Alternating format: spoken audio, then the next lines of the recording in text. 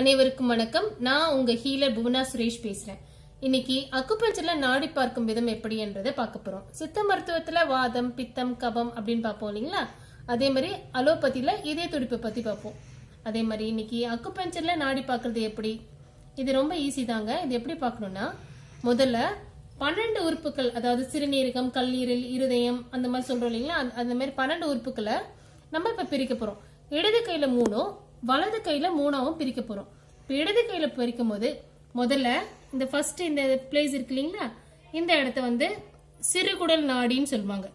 இதை மேலோட்டமா 3 நாடியும் கீழோட்டமா 3 நாடியும் போயிட்டு இருக்கும். அதுல மேலோட்டமா இருக்க ஃபர்ஸ்ட் ஒன்று வந்து சிறுகுடல் நாடி.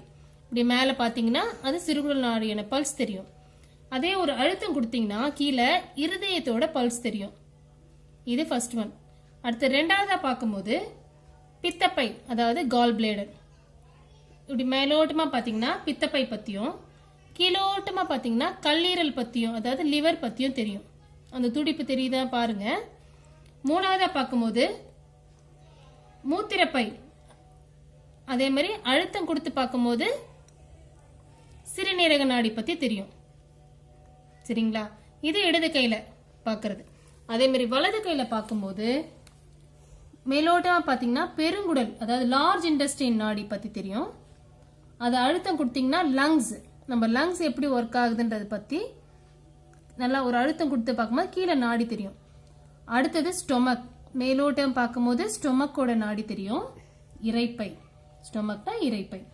அதை ஒரு அழுத்தம் கொடுத்தீங்கன்னா மண்ணீரல், ஸ்பிளினோட நாடி எப்படி போகுதுன்றது தெரியும். அதுக்கு அடுத்தபடியா ட்ரிபிள் வார்மர்னு சொல்லுவாங்க, முக்குழி நாடி. அது மேலோட்ட பார்க்கும்போது முக்குழி நாடி பத்தி தெரியும். ஒரு அழுத்தம் கொடுத்து பாத்தீங்கன்னா பெரிகார்டியம், அதாவது இருதயத்துக்கு மேல உள்ள உரை, இருதய உரைன்னு சொல்லுவாங்க. அதை பத்தி நாடி எப்படின்னு தெரியும்.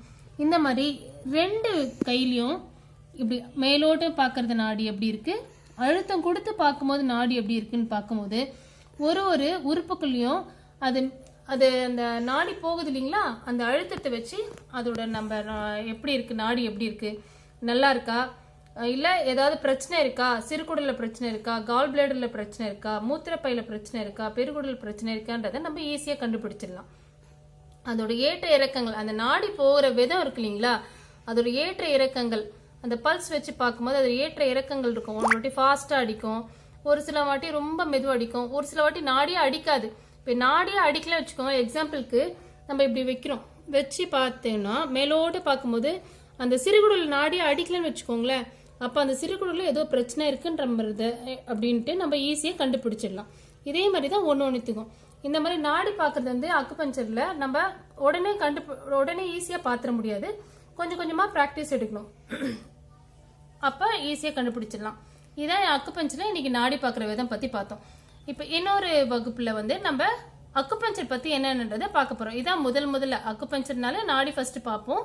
அதுக்கப்புறம் தான் இதுல இருந்து நோய் நாடி, நோய் முதல் நாடின்றவங்களா அந்த மாதிரி இதுல இருந்து அதுக்கப்புறமா அடுத்தடுத்தது என்னன்னா அடுத்தடுத்த வகுப்புல பார்ப்போம். நன்றி.